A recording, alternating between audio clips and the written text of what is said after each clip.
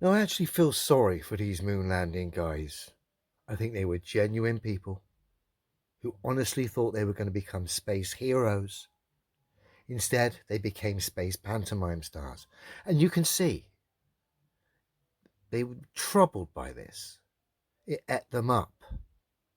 And as we're about to see, looking at two clips, one fairly recent, one off the back of the success of the moon landing, or so-called moon landing, you can see in both these clips, it's obvious for anyone with the most basic understanding of human psychology that these people are struggling with this lie.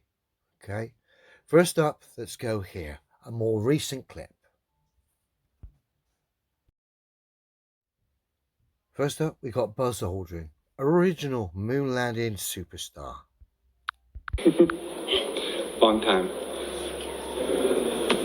Why has nobody been to the moon in such a long time? That's not an 8-year-old's question. That's my question. I want to know, but I think I know. Because we didn't go there, and that's the way it happened. And if it didn't happen, it's nice to know why it didn't happen. So that very revealing clip of Buzz in more recent years, essentially saying the moon landing didn't happen. He kind of wants to know why.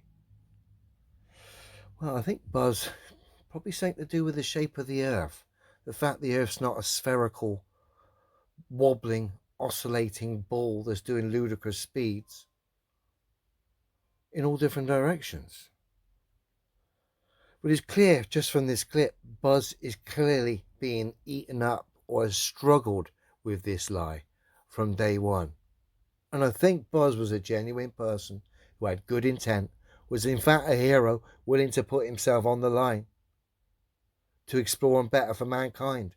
Turns out, yeah, space and the things that were expected of these people weren't quite what they expected.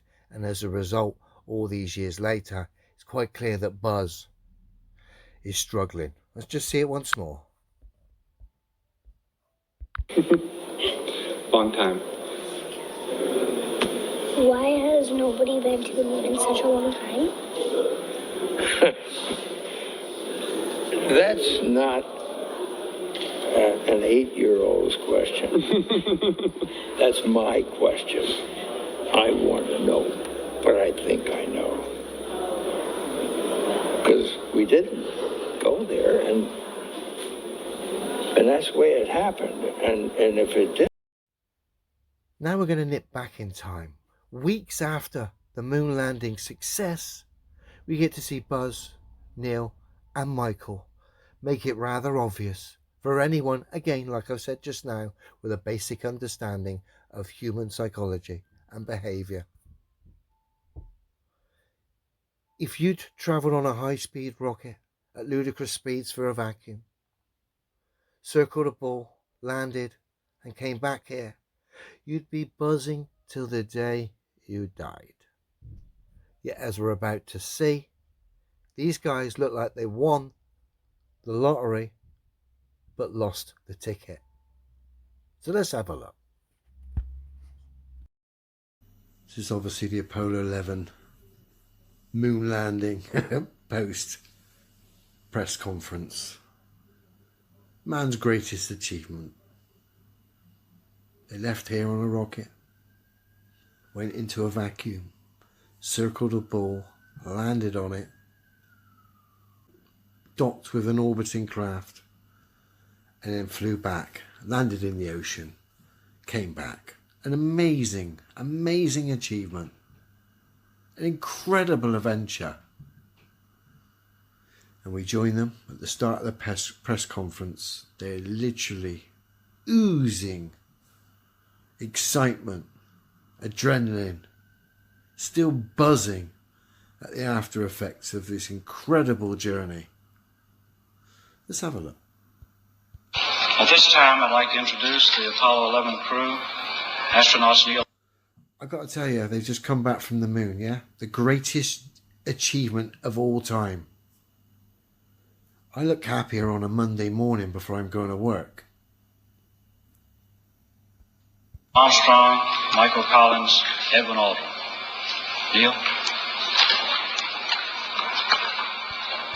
I mean, anyone with any common sense here can already see they're lying. They're uncomfortable. I don't know the situation behind it, but I mean, we saw the footage, the Apollo, one of the Apollo landers taken off a few weeks ago, how terrible the production of that was. And of course, we saw when Neil and Buzz were coming back from the moon, supposedly last week or whenever it was, and he was all over the shot. Just terrible. It's awful. It's fake. And if you needed more evidence to just satisfy yourself, not that there's enough evidence already, you only need to watch these three guys. Watch their body language. Watch the sketchiness about them all. Watch the awkwardness about it all.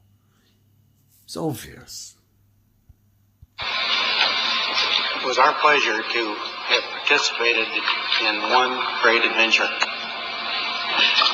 It's an adventure that took place not just in the month of July, but rather... I actually feel sorry for Neil here. I feel sorry for him. No wonder he became a recluse. one that took place in the last decade.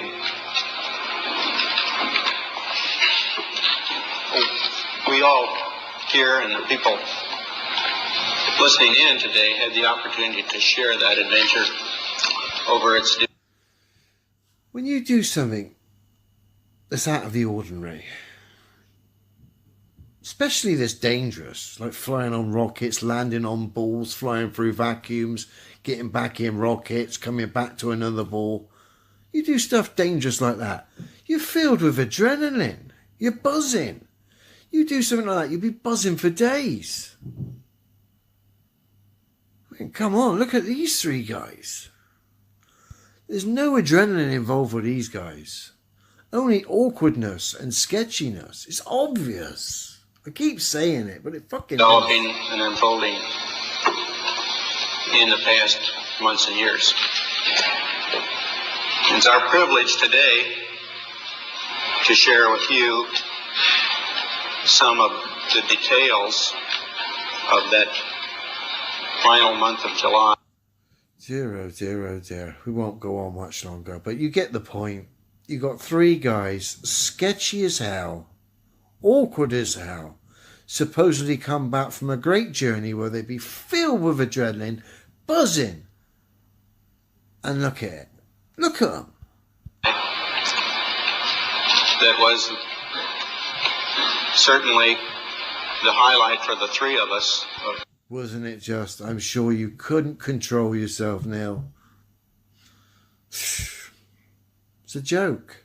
It's just all one big pantomime.